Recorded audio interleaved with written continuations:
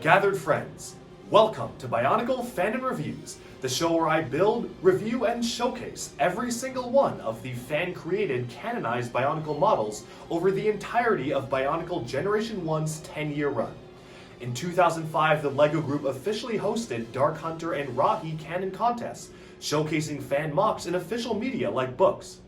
Even moving onwards all the way up to 2010, fan websites like BZ Power continued to host canon contests, enriching the world of Bionicle with new depictions, artwork, and builds.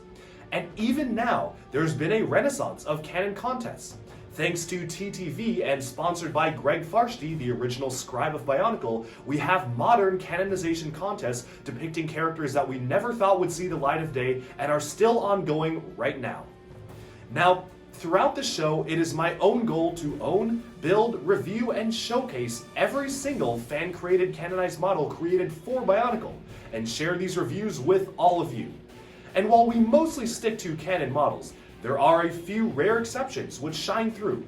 Fan mocks depicting their versions of Bionicle characters, canon or otherwise, that are so exemplary that they deserve a review of their own.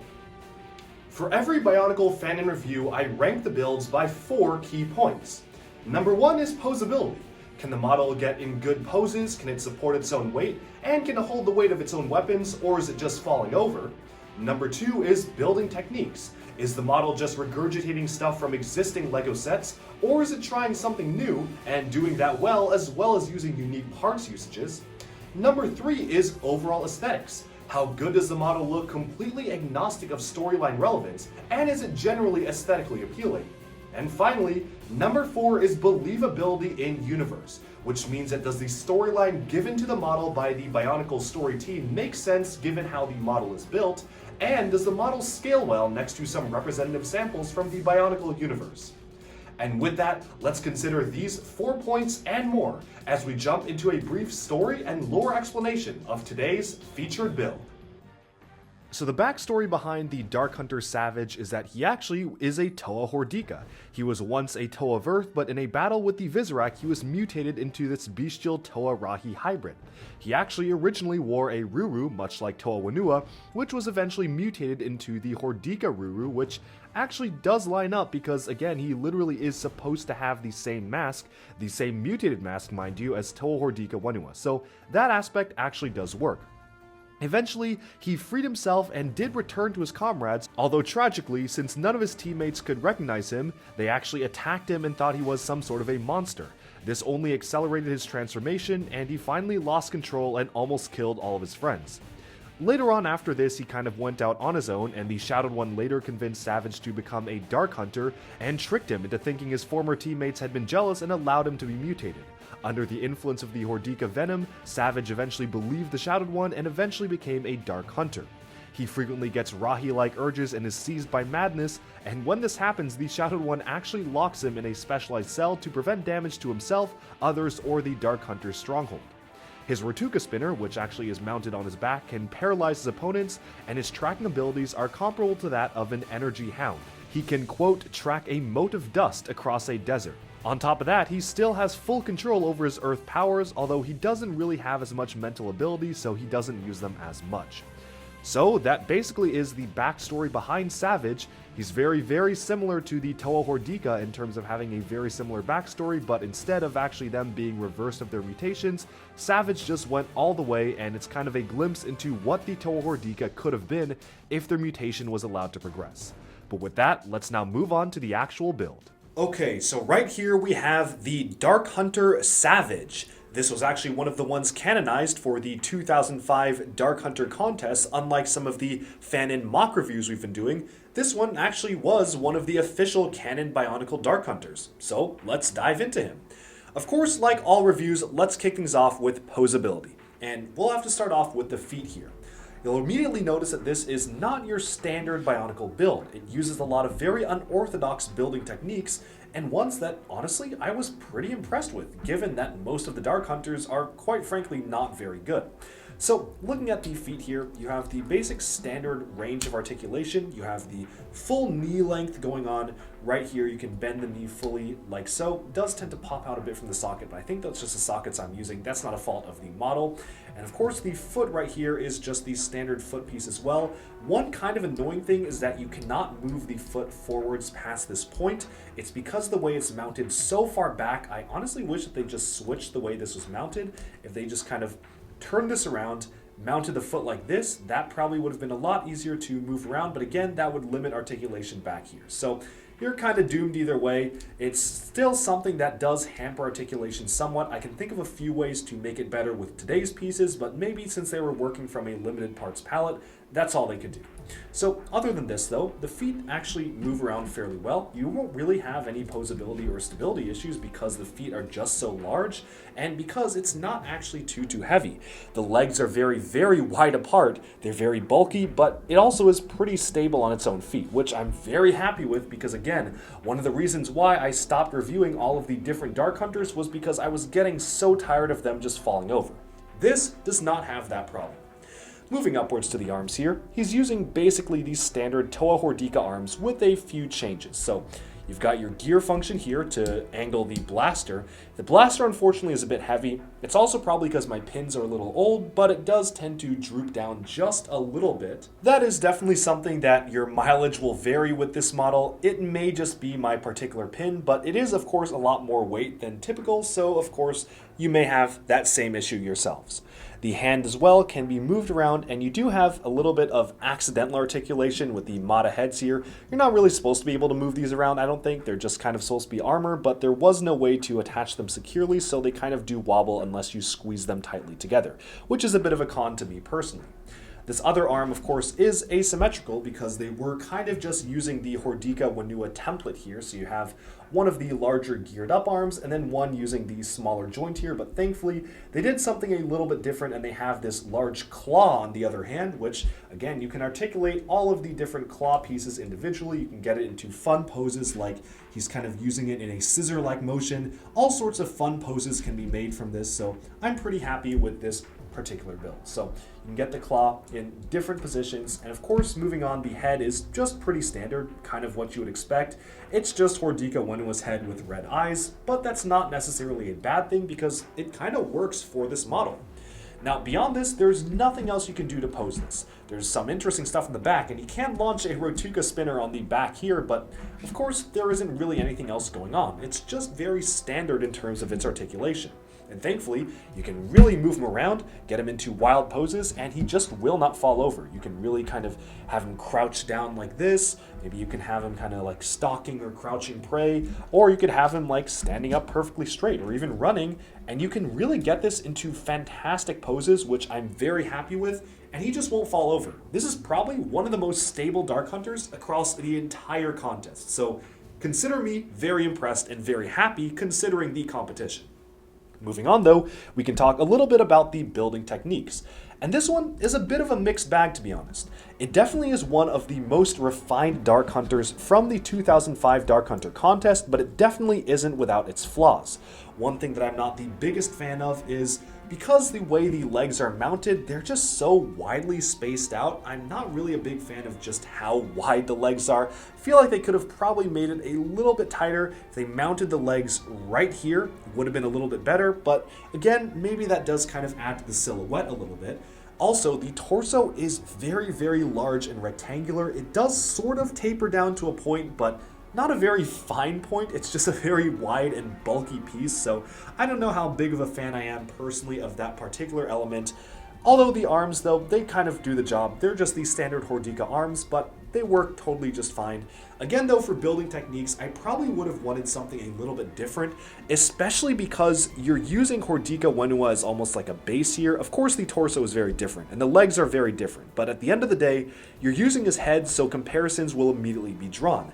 And using the exact same arm setup that the Toa Hordika have is not a big plus in my opinion, especially because there are so many different things that could have been done to set this apart from Hordika Wanua, and instead this just kind of looks like a more beefier version of him, unfortunately. So that is something that I'm not a big fan of, just the reuse of the standard way these arms work, and also how floppy this is. I definitely could have done without that. Moving on to the legs though, one thing I find kind of interesting is that the feet are not actually flat, which normally would be a major concern, but for this model, it kind of pulls it off because you can kind of get it back on its back feet here or have it tilted downwards, and there's a range of different positions you can keep the feet in without him falling over, so honestly, it kind of ended up working out. One thing I definitely was not the biggest fan of with the legs though is just how wobbly this is. As you can see, the handpiece right here is not actually mounted on an axle. It's just mounted on the through hole here for Technic pins, so you can really easily wobble this around. Thank goodness this model has large feet and generally will tilt to one direction, because otherwise it would just continuously fall over with that much wobble in the legs. I don't know why the builder didn't just move this up by one joint. I mean, I guess maybe so that this didn't conflict or push too much against the Roxy foot here, but again, this just wobbles a little bit too much for my liking. Overall though, other than that, the building techniques are fairly okay. Again, I do wish the feet were mounted a little bit differently because of just how restrictive they are in their articulation, but especially for a model built by probably a younger fan around 2005, this is not too bad in terms of building techniques. Even moving on to the back, it's actually fairly armored up. I was pretty impressed by the amount of armor that actually went into this. It just kind of does feel a little bit too bulky for me, almost very rectangular in its torso, which definitely is not helped by the fact that the legs are so widely spaced apart. It gives him a very unique look and feel and definitely makes him have a very unique silhouette, but that's not necessarily a good thing.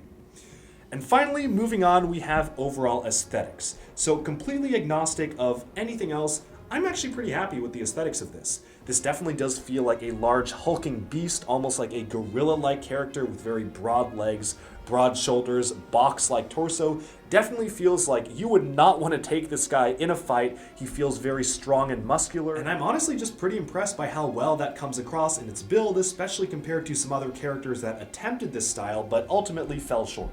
This is pretty good in terms of conveying the fact that this is a pretty beefy and brawny character. Overall though, the color scheme itself is fairly standard. I don't know necessarily what I would have done to change it, but the black and silver does get a little bit visually boring in my opinion. It definitely does look good for stealth, and definitely if you want to actually have a character with this color scheme, I mean, it totally works. It just feels like they probably could have done something a little bit differently with this character to have him have a little bit more of a unique color scheme, because as it is right now, the black and silver is pretty much kind of more of the same from what we've seen before. So overall, aesthetics I'm pretty happy with. And now it's time to move on to our final point, which is believability in universe. And to do so, I've brought alongside a size comparison, specifically Toa Norik here, the standard Metru/Inika sized build. And you can see that when these sizes are compared, the Dark Hunter Savage is actually not too much bigger, but he definitely makes up for it by being much broader. He's not too much taller than Norik, maybe only a head's worth, maybe a half a head, not even a full head's worth taller, but he definitely is a lot bulkier. It really does feel like this would be a formidable opponent to a Toa without being too crazy in terms of being completely out of scale with the other Toa heroes. And so for that, I'm pretty pleased with it. And with that, we can probably sum up the believability in universe point and all the other points by starting off by giving this model a 9 out of 10 in believability in universe. Honestly, this is kind of a quintessential Bionicle large, strong character.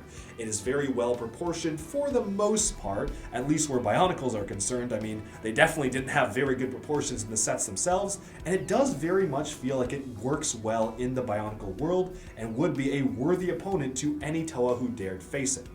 Moving on to overall aesthetics, I'm also fairly happy, although not necessarily perfect. Again, the stance and the boxiness of the torso really does kind of throw me off a little bit. Just how wide the legs are is definitely very strange. I'm not the biggest fan of that. And of course, the asymmetry of the arms does work in its favor, but draws comparisons to Toa Hordika Whenua, which again is not really the best thing to have, especially when you're just straight up using his head. So again, I'm going to probably give aesthetics an overall score of 6 out of 10.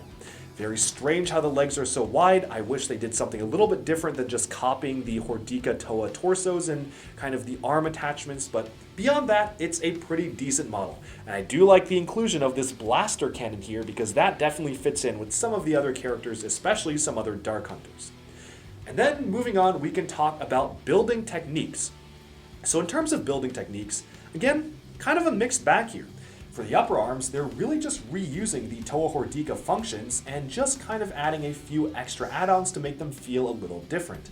I do wish the head was something a little bit more unique than Hordika when it was head, especially because he's just using the same arm pieces and the torso is also factored in. It almost just feels like a bulked up version, but beyond the arms and the way that they're mounted, everything else is pretty different and pretty unique about this character. Of course, I'm not the biggest fan of the way this piece is mounted just because of how wobbly it can get, but overall though, the legs are pretty well armored up, and making the feet be very wide definitely was a good choice in the building techniques department to make it such that it wouldn't fall over. And so, despite its flaws, I think building techniques are somewhat above average the normal Dark Hunters, so I will give building techniques a 6 out of 10 in terms of that score. And finally, we can talk about posability. So posability-wise, Savage is very, very good compared to the other Dark Hunters. If this was purely a comparison point, he'd get a 10 out of 10. But it's not perfect, because again, it's a little bit wobbly. It won't fall over too easily, but it wobbles enough that I'm kind of nervous about putting him into some poses. The foot cannot be moved past this front point, which is very annoying for posing. Although it does kind of make up for it by the fact that you can just very easily just angle the foot outwards and it works just fine. But again, it would have been nice to actually have a full range of articulation for the feet. And the arms actually are somewhat limited because of the nature of the Toa Hordika builds. You can't actually move this arm upwards even more than you actually can right now just because of the way the socket is mounted here. So, of course, a bit of a con there, but honestly, nothing too major. And I'm going to give posability an 8 out of 10. It's so much better, leagues better than many of the other Dark Hunters. It just is a little wobbly here, has some posability restrictions here and here, but overall, other than that, it's pretty okay.